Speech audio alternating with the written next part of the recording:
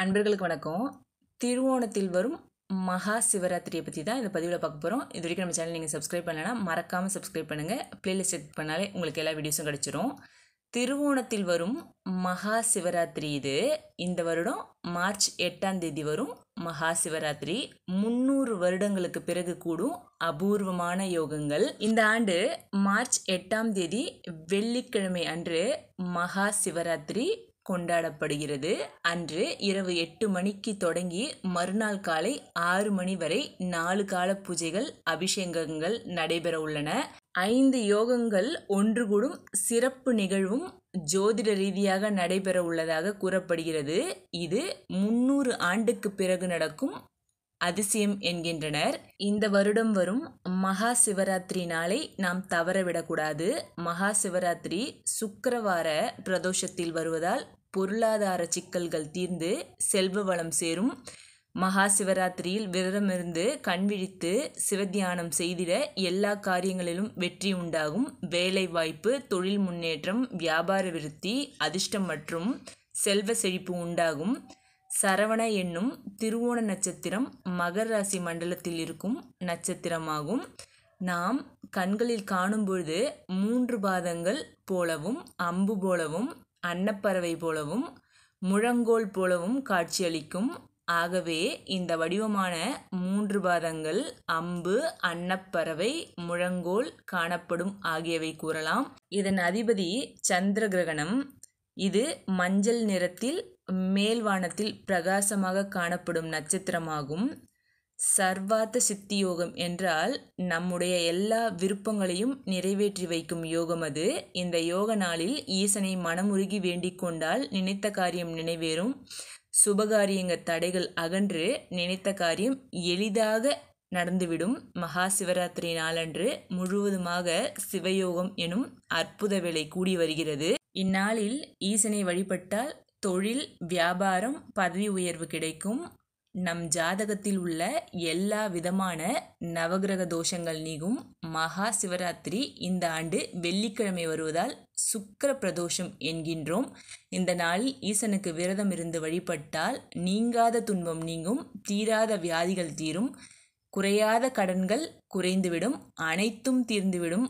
குடும்பம் ஒற்றுமையாக மேலோங்கி வாழ்வில் இனிமையும் மகிழ்ச்சியும் நீடிக்கும். 5 யோகங்களும் ஒன்று கூடும் இந்த அபூர்வ மகா சிவராத்திரி நாளில் சிவ வழிபாடு செய்ய பக்தர்கள் யாரும் தவற வேண்டாம். இந்த சிவராத்திரியில் பக்தர்கள் 4 கால பூஜையும் சிவனை நினைத்து கண்விழித்து வேண்டிக் கொண்டால் நம் வாழ்வில் பல அதிசயங்கள் நடந்தேறும்.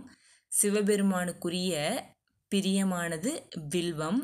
ஒரு வில்வத்தினால் பூஜை செய்தால் அது லட்ச ஸ்வர்ண புஷ்பத்திற்கு சமமாகும். 7 ஜென்ம பாவம் விலக ஒரு வில்வம் போதும். மகா சிவராத்திரி நாளில் சிவ ஆலயத்திற்கு வில்வம் வாங்கித்தர நாம் மறக்க வேண்டாம். சிவராத்திரி நாளில் சிவபெருமானை தயிர் கொண்டு அபிஷேகம் செய்தால் மேலான சம்பத்து கிடைக்கும். சிவலிங்கத்தை கரும்பு சாறு கொண்டு அபிஷேகம் செய்தால் தேக ஆரோக்கியம், உடல் வலிமை உண்டாகும்.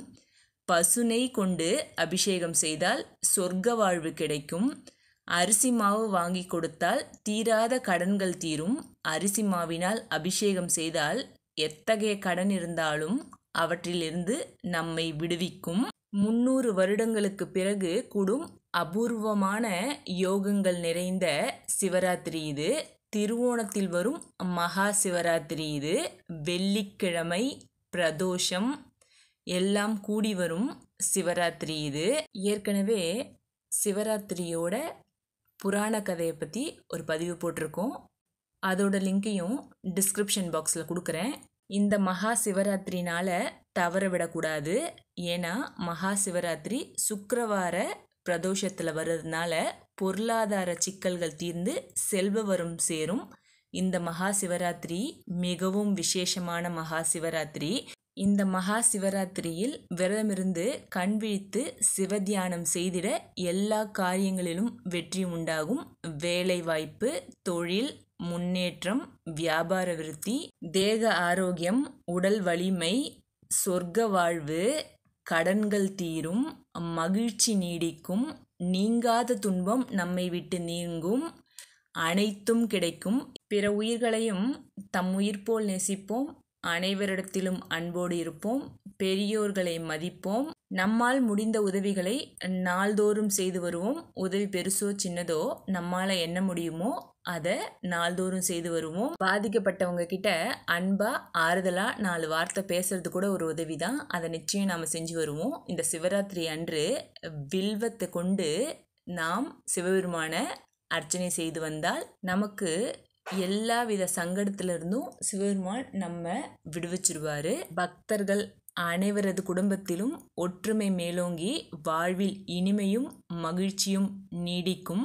தேக ஆரோக்கியம் உடல் வலிமை பெற்று அனைவரும் நீண்ட ஆயுளுடன் வாழ்வோம் என்று எல்லாம் வல்ல இறைவனை வேண்டிக் கொண்டு நம்பிக்கையோடு செயல்படுவோம். நன்றி, வணக்கம்.